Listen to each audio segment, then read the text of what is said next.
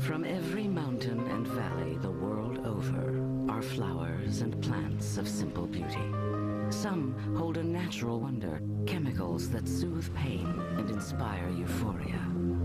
At times, they've been hailed as a gift of heaven, but in the last century, they've been condemned as a scourge of man. Once, marijuana, cocaine, opium, ecstasy, LSD, even heroin were perfectly legal. Today, they compel a war on drugs. Did these plants and drugs change? Or did we? Drugs are menacing our society. It's like a 5-hour orgasm. Used wisely can produce the greatest ecstasy that man knows. Marijuana has been an enemy of the state since the first federal law was enacted against it in 1937. Since that time, 20 million Americans have been arrested, convicted, and incarcerated for using the most popular drug in the world.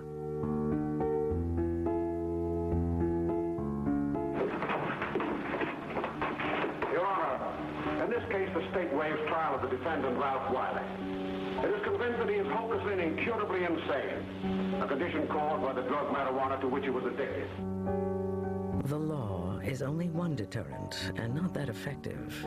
The government relied on something else: education films. This harmless-looking cigarette is cloaked in many innocent disguises. But light the match, inhale the smoke, and it becomes an invitation to your own murder. They had to now control something that was growing all over the United States as a weed. So they relied mostly on words because they didn't have many other resources to devote to it. I think a lot of people have seen Reefer Madness. That's bitter. That's more like it. I know you like that. Really, you will. I'll just take a puff. Though marijuana is now a household name, there was a time when it was an obscure drug, used only by the fringes of society. That, some argue, is the reason why it was criminalized. Drugs are illegal because they do cause problems. The ones that are illicit drugs cause health problems, crime-related problems, violence-related problems, but it's also true that none of the drugs currently illegal became illegal before they were most closely associated with what were commonly regarded as deviant groups. One of the girls was telling me about a new cigarette that peps you up. Oh, you mean reefers? Yes, that's the name of them. Would you like to try one? Sure, why not? I'm supposed to be on the loose. Okay. Marijuana's trip from a weed to America's archenemy in a $400 billion drug war begins with its chemistry.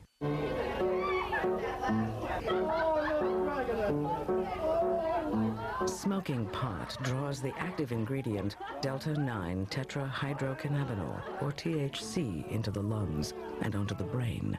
There it suppresses the neurons, causing a distortion of perception and time, a lack of coordination, and sometimes uncontrollable hilarity.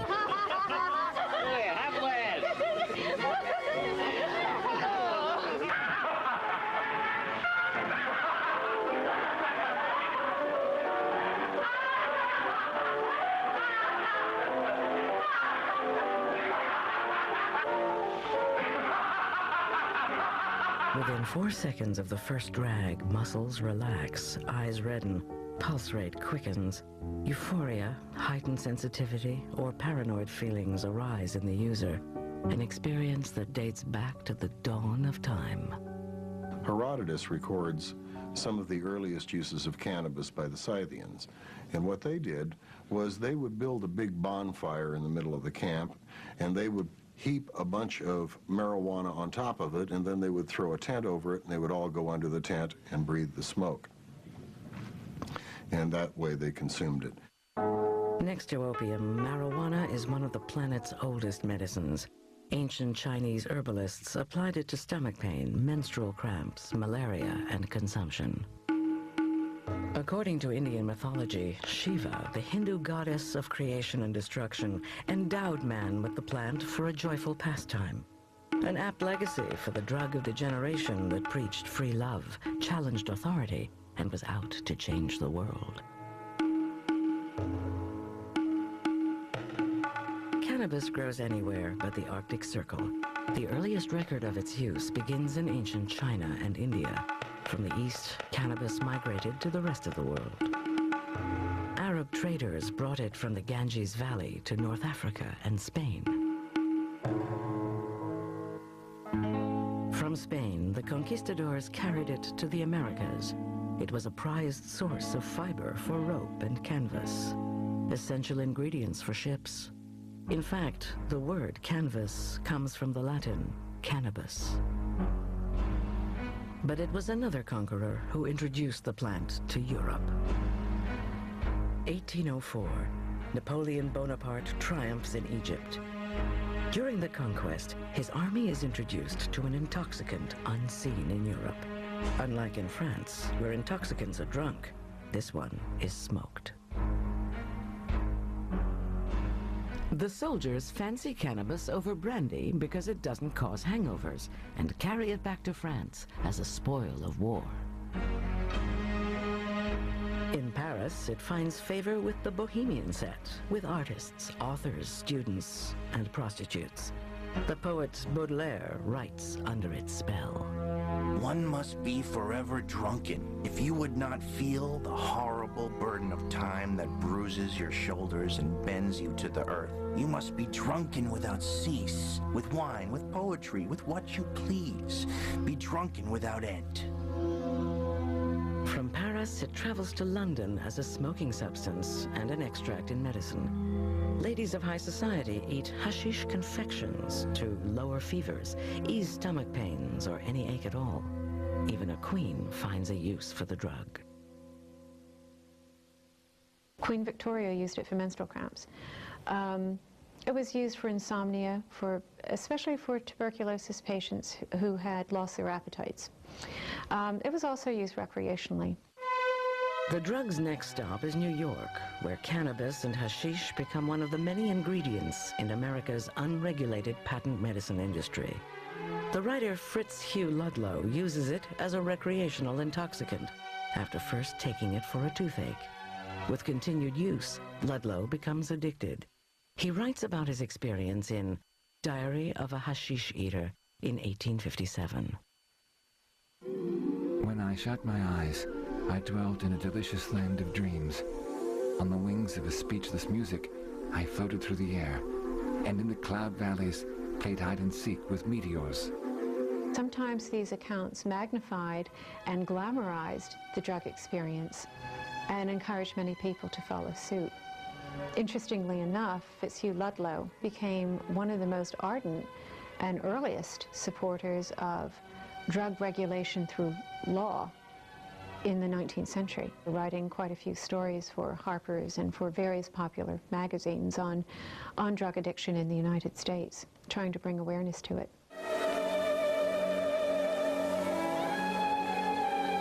Congratulations! Now you'll start living!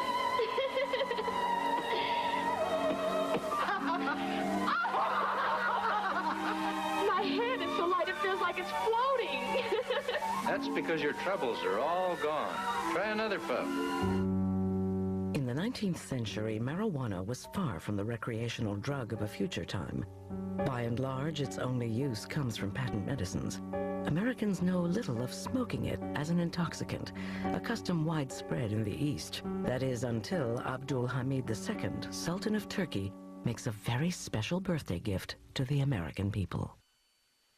The History Channel now returns to Hooked, illegal drugs and how they got that way. 1876. A World's Exposition is held in Philadelphia to celebrate the 100th anniversary of the Declaration of Independence. On display are the wonders of the modern world, among them the telephone and the personal printing press, otherwise known as the typewriter. The industrial age has arrived. At the Turkish pavilion, the Sultan Abdul Hamid II makes a gift of a rare and exotic treat. The crowd is introduced to smoking marijuana in what may have been the first pot party in the United States, and perhaps the biggest, until Woodstock 93 years later. The Sultan's gift ignites a wave of Yankee ingenuity. Seeing dollar signs in another idle pleasure, entrepreneurs opened Turkish smoking parlors in the north. Sometimes people would go to these places in great secrecy, sort of as a lark, and there'd be society matrons as well as prominent businessmen, and they would either smoke hashish or eat hashish-laced confections. At a time when the temperance movement is trying to ban alcohol and close saloons, smoking parlors could have been the alternative way to get high. But the parlors close. Liquor, not cannabis, continues to be the country's drug of choice until a constitutional amendment bans booze and America rediscovers marijuana. New Orleans, 1920. America's second largest port is America's #1 party city.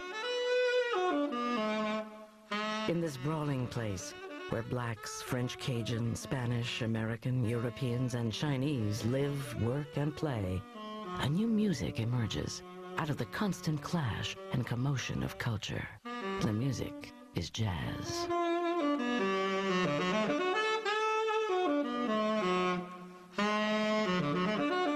Marijuana and jazz go together like a melody and lyrics. Where jazz goes, reefers follow. But there's another reason for its widespread use. In 1920, it is the only legal drug in town. Even here, where everything the flesh desires can be had, prohibition keeps the flow of liquor out of sight. The choice of a new intoxicant becomes the perfectly legal weed, shipped in from the Caribbean, Mexico, and South America, and sold like cigarettes in jazz clubs, markets, and pharmacies. It is cheap and popular. But even in paradise, there's trouble. New Orleans is in the midst of a crime wave. Murder dominates the headlines and attracts William Randolph Hearst's attention, eager for a sensational story to sell.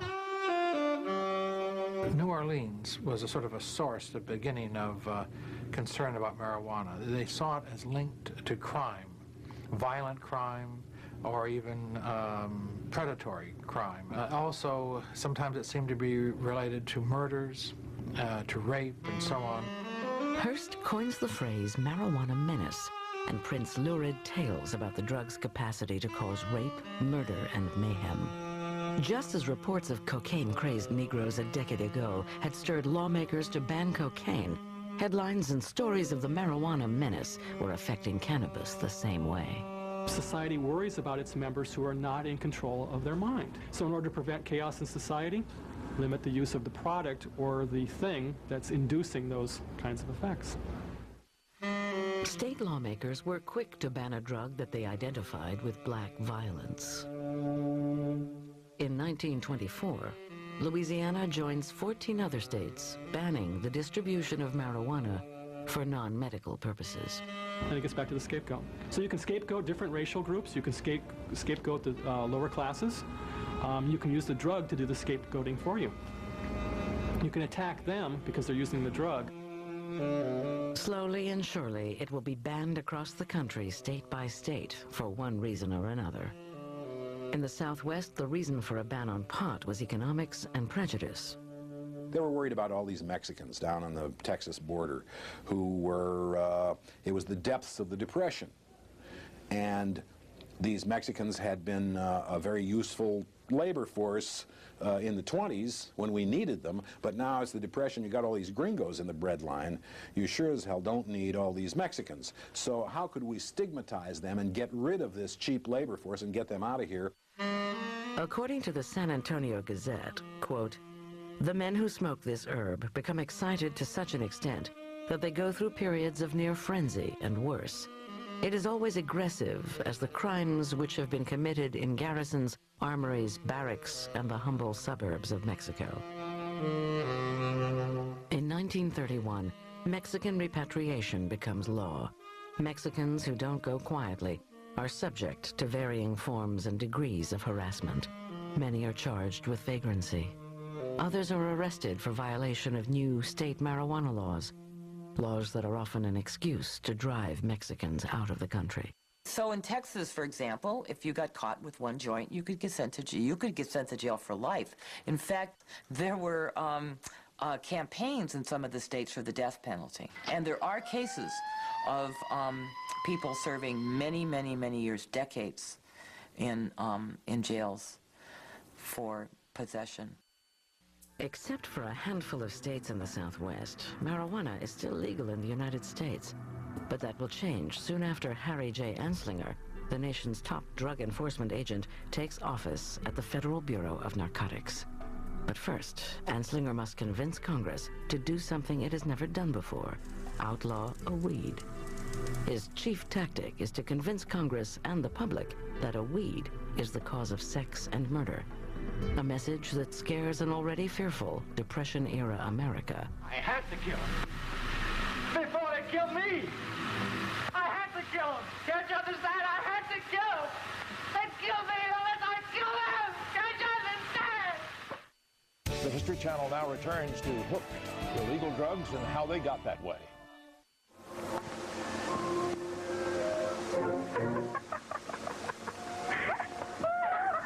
In 1930, the gaiety of marijuana collides with a nation in despair.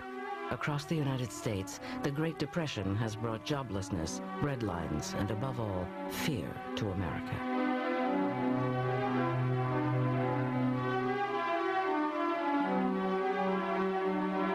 Let me assert my firm belief that the only thing we have to fear is fear itself.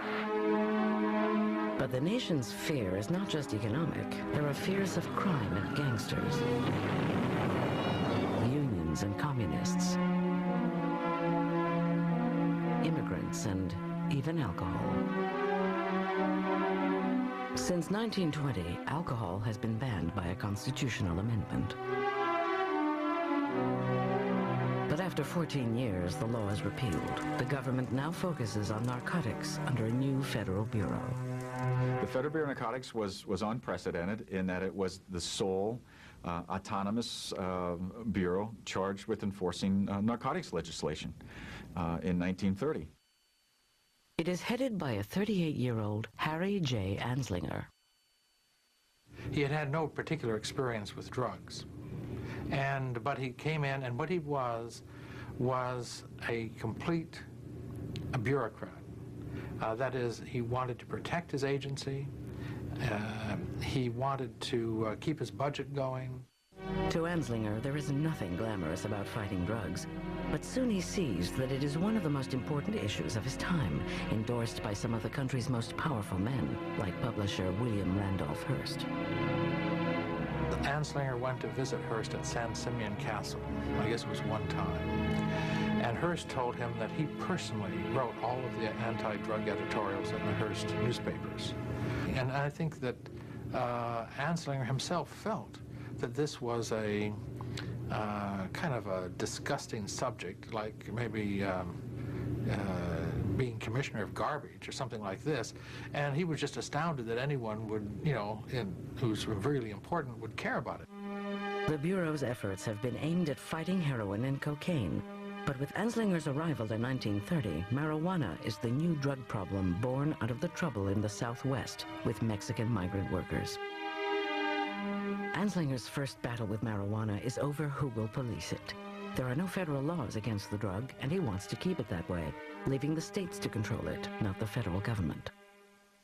He had tried to get the states to adopt a uniform narcotic law, which would include cannabis, and that would allow each state to decide how much of its resources it wanted to put out for the control of marijuana or cannabis, and it wouldn't touch his budget or his agents.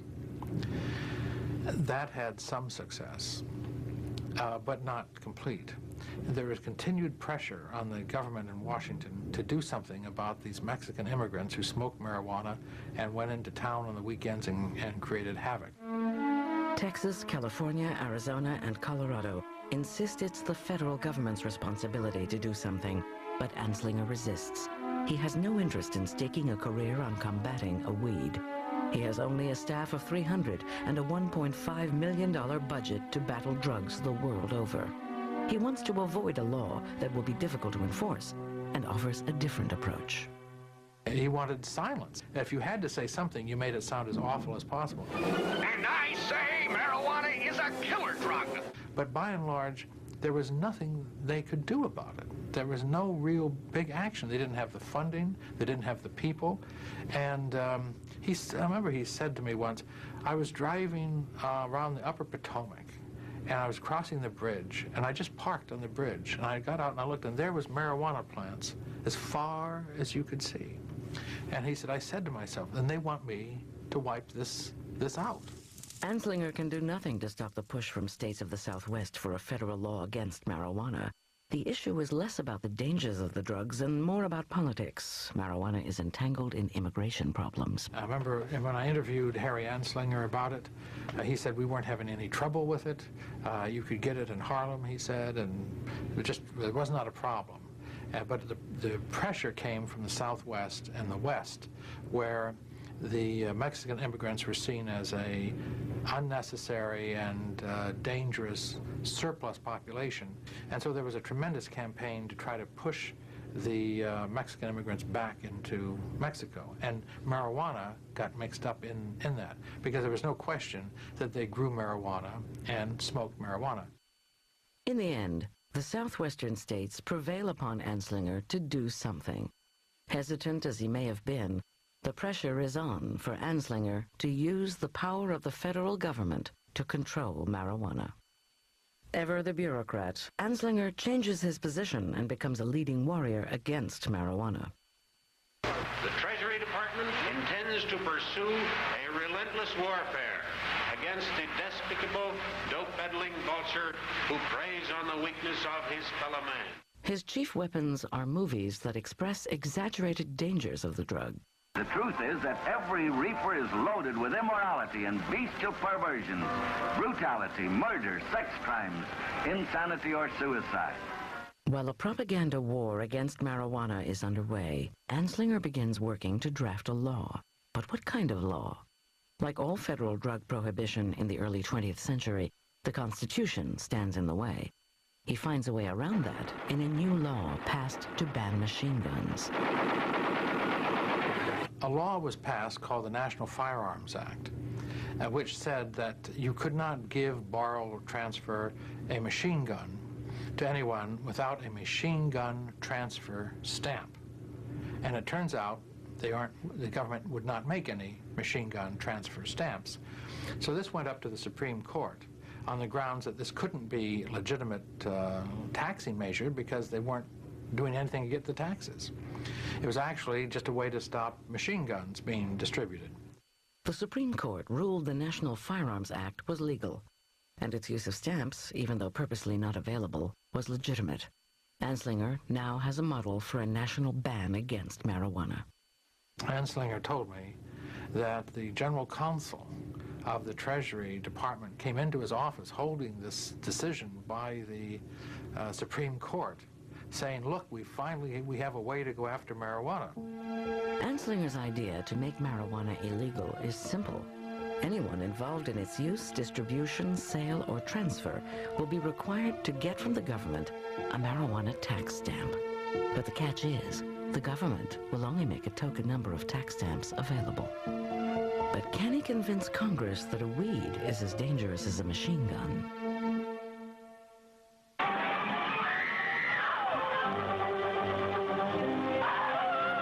The next tragedy may be that of your daughter, or your son, or yours, or yours, or yours. The History Channel now returns to Hook, illegal drugs and how they got that way. On April 27, 1937, hearings begin before Congress on the first federal law to control marijuana. Anslinger hopes to convince Congress that marijuana is dangerous and that they will enact a law like the one that banned machine guns. I think his attitude toward marijuana was that it was not as serious as cocaine and heroin. But you wouldn't know that publicly, because one of the strategies against marijuana was to describe it in so horrible and disgusting a way that no one would be tempted to try it once. What's the matter with you, son? Anslinger tells Congress the drug makes the user insane, or worse. Oh, nuts. I didn't do it on purpose. Of course he did. But rather than argue with him, the mother stoops to pick it up, and when she does, Elvin takes that heavy frying pan from the stove and kills his mother with it. This is exactly what happened and how it happened. In fact, he said... Anslinger also tells Congress marijuana is the stepping stone or gateway to heroin and cocaine. One more puff, or I'll be floating. I want something stronger. How much have you got? He adds that it is the assassin of youth. One of the cases that he was constantly presenting in these congressional hearings was the case of Victor Licata, who was a young boy in Florida who cut up his family with an axe. And according to Harry Anslinger, he did this after smoking a marijuana joint. He then went out and chopped up his mother and father. But what Anslinger omitted in his testimony, as was published several days later in the Tampa newspaper, that Licata was probably schizophrenic, and there's very little probability that marijuana was the cause and effect of the terrible crime he committed. Not a very nice thing to look at, but this is marijuana, and there's nothing beautiful about marijuana. Well, the officer drew his gun, reached for the closet door, and pulled out Victor. Anslinger tells Congress that school children are using marijuana. That assertion results in the only testimony against the law. Dr. William Woodward of the American Medical Association testifies that for all the complaints about marijuana's danger to school children, there was no evidence to back it up. Congress disregards his testimony. They just attacked him viciously. They said, how can you come down here trying to interrupt us when we're trying to do something good for the American people and so forth? Well, it turns out their argument with him had nothing to do with marijuana. They just chopped him into pieces and verbally excoriated him in front of this congressional hearing, and then lied about what he said. Hearst follows the hearings, adding extra newspaper runs to cover the news in Washington and headlining the evils of marijuana. Across America, independent movies add to the propaganda, bombarding the public. The most famous, Reefer Madness, warns of the perils of smoking marijuana, as stated by Anslinger and Hearst. Just take a puff of it. Didn't come from the Federal Bureau of Narcotics, but Anslinger's bureau did endorse it. He did support it. In fact, in the opening scene, when the high school principal is talking to an audience of parents, he refers to the Bureau of Narcotics several times. On Capitol Hill, Anslinger wins. Congress passes the Marijuana Tax Act, the first federal law against the drug. The Southwest gets the federal law they wanted. After 5 days of hearings, the marijuana tax law goes to Congress for a vote. It's passed within weeks by roll call vote. President Roosevelt signs the bill on August 2nd. It takes effect October 1st. Perhaps one of Anslinger's most significant contributions to fighting drugs is that he, more than any other individual, demonized drugs. I don't know that Anslinger lied to Congress, but he was an effective propagandist, we might say. The law requires that anyone wishing to buy, sell, distribute, or transfer marijuana must pay a tax and have a stamp. The penalty for failure to do so is 5 years in jail, a $2,000 fine, or both. But like the machine gun law, the government doesn't make the marijuana stamps available. There was another problem, too, and that was that in order to get the license, you had to have the marijuana in hand. But if you had the marijuana in hand without the license, you had already violated the law. 2 days after the law goes into effect, the first offender of the Marijuana Tax Act, Samuel Caldwell, is arrested in Colorado. 4 days later, he is convicted and sentenced to 4 years in jail and a $1,000 fine. Anslinger flies in from Washington to see justice done. So begins the federal government's effort to punish marijuana users. 1 year after its ban, Anslinger's law runs into a powerful critic. It was none other than the mayor of America's biggest metropolitan city, Mayor Fiorello LaGuardia of New York. LaGuardia commissions a group of medical professionals from the New York Academy of Medicine to study his city's marijuana problem.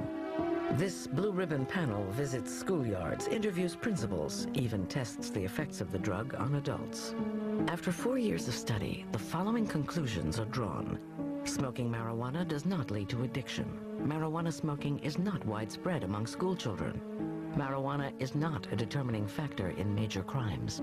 Publicity concerning the catastrophic effects of marijuana use in New York City is unfounded. Ironically, LaGuardia obtained the pot used in his study from Anslinger. And then when the LaGuardia report came out, Anslinger felt betrayed. That was the end of his scientific research in marijuana as far as he was concerned. No matter what the scientific basis for LaGuardia's study, he is pressured to toe the party line. In the Big Apple, marijuana will remain an illegal drug. Through World War II, marijuana arrests drop. But ever wise to the power of the press, Anslinger begins targeting celebrities and musicians to grab headlines. He arrests jazz drummer Gene Krupa for possessing marijuana, who spends 87 days in jail. Actor Robert Mitchum is busted, and his career is almost shattered after he's arrested at a pot party. But there will be new drugs to combat. One other, legal for the time being, is making history on the battlefields of World War II. The History Channel now returns to Hook, illegal drugs and how they got that way. Of all the new technologies Germany uses in the Second World War, one touches the common soldier and the Führer alike. It is the synthetic chemical amphetamine, more commonly known as speed. The Blitzkrieg could just as easily have been called Speedkrieg. Everybody was amazed how fast the German panzer troops rushed across Europe westward towards the lowlands. Couldn't believe they could just keep going night and day and so forth. And it was later learned that they were dispensing large amounts of amphetamines to these troops. Hitler is injected as many as 5 times a day with methamphetamine, a supercharged amphetamine. Scholars claim Hitler's mad rants and blunders were the result of his addiction to the drug. It is also used in the Japanese war effort, given to the Imperial ground forces and kamikaze pilots. The drug of the Axis war machine is a stimulant. It affects the sympathetic nervous system to increase alertness and decrease fatigue. Amphetamines stimulate the adrenal gland to increase spontaneity, initiative, confidence, and a sense of well-being.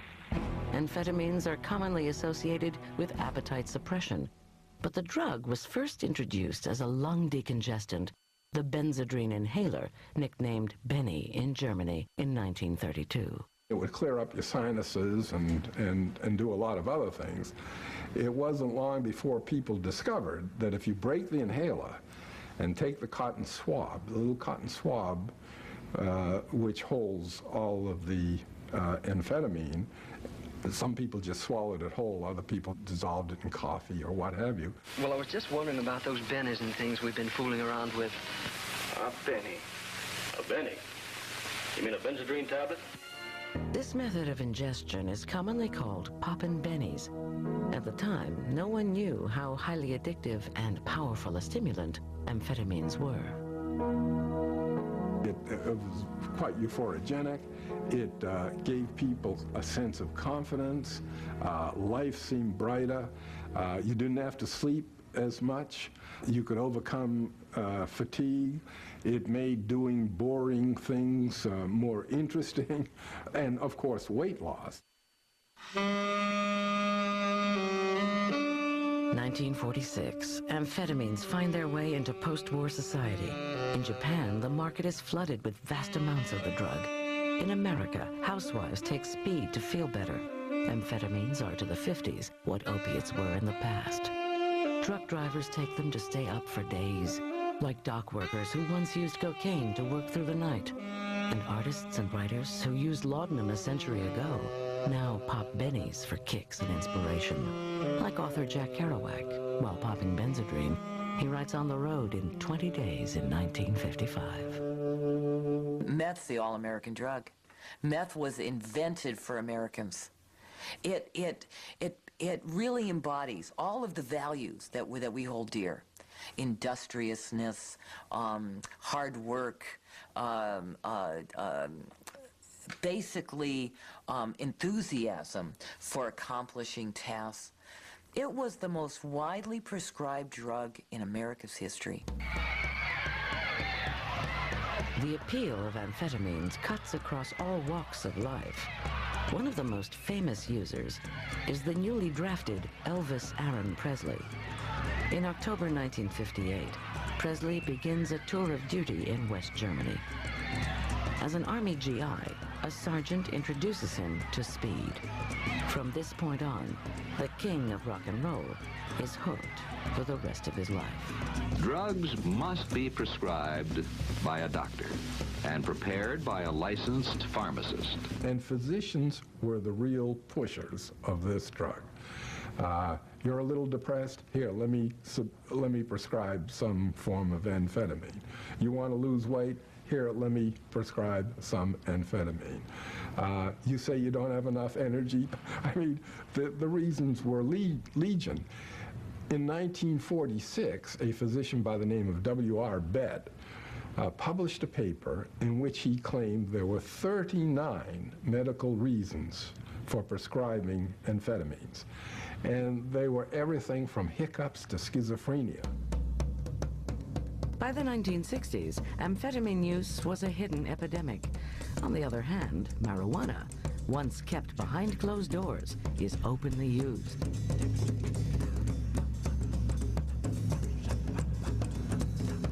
Unlike methamphetamine, a legal drug, marijuana has been outlawed by the Marijuana Stamp Act of 1937. Users face fines and jail sentences under federal law. But it is the latest drug fad, the favorite of baby boomers, despite these potentially harsh penalties.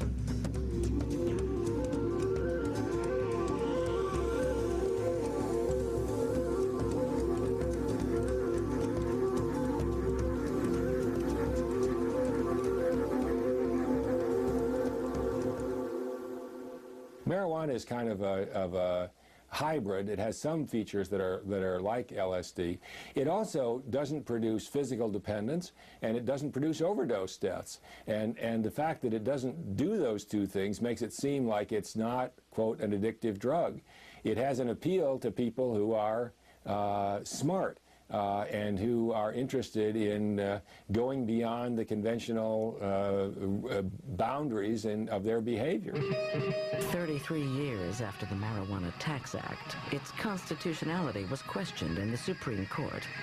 The man who led the charge to change the law was the man who told a generation to tune in, turn on, and drop out. Timothy Leary.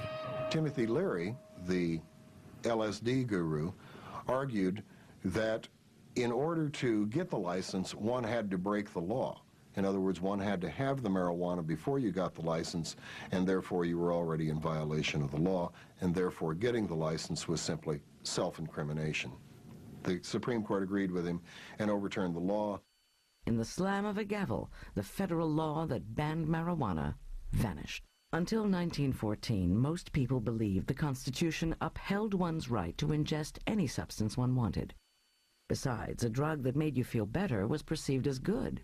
But by 1970, recreational drug use was perceived as bad, and Congress didn't consider the right to use drugs a right protected by the Constitution, and banned marijuana in the Controlled Substance Act of 1970. A lot of people became concerned with drugs for the first time in the 60s because the young people were using them with such seeming freedom and recklessness. They were particularly concerned about marijuana. The new federal law is on firm constitutional ground, unlike the self-incriminating tax of 1937. But still, marijuana use does not end.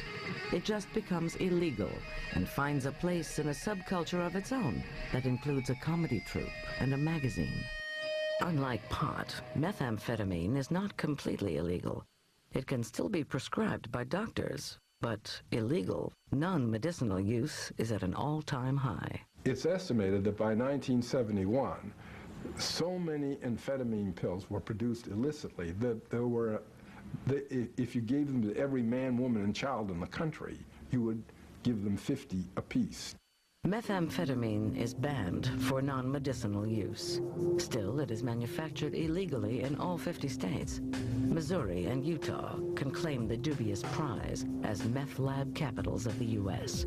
Naively and innocently put on the market as the Benzedrine inhaler almost 70 years ago, no one could predict amphetamine's damage. People who used a lot of amphetamines tended to be trigger-happy about violence. First of all, they become a little paranoid, and they misinterpret something and think that that person is out to do them harm, and they, give them a punch or worse. Amphetamines are also the preferred drug of the sports world. Pro football, horse racing, and bicycle racing are breeding grounds for speed abuse. While racing the Tour de France, Tommy Simpson collapses and dies under the influence of methamphetamine. Speed kills by blowing your heart up. It actually can blow your heart up. I mean, the heart muscle, you'll get it to rip a hole in itself.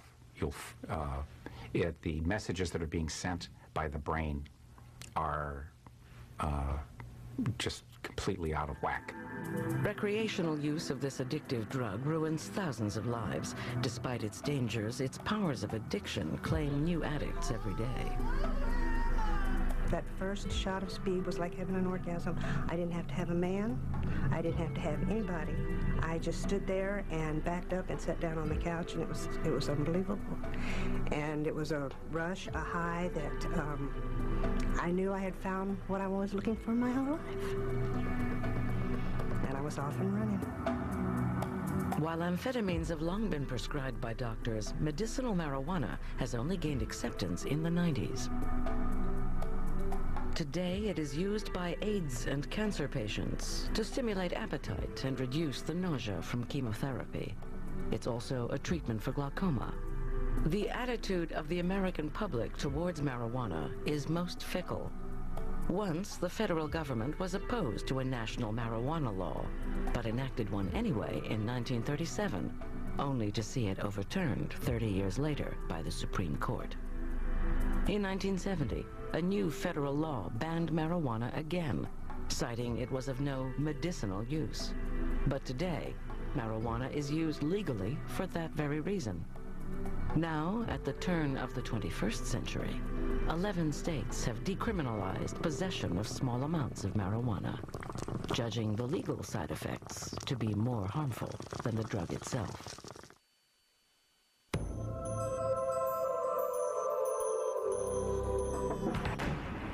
Next stop, Atlantis. An all-new season kicks off as we embark on our greatest journey yet. We have found the island of Atlantis. The event that will change everything you thought about the Lost City. The season premiere of Digging for the Truth, Mondays at 9 on the History Channel.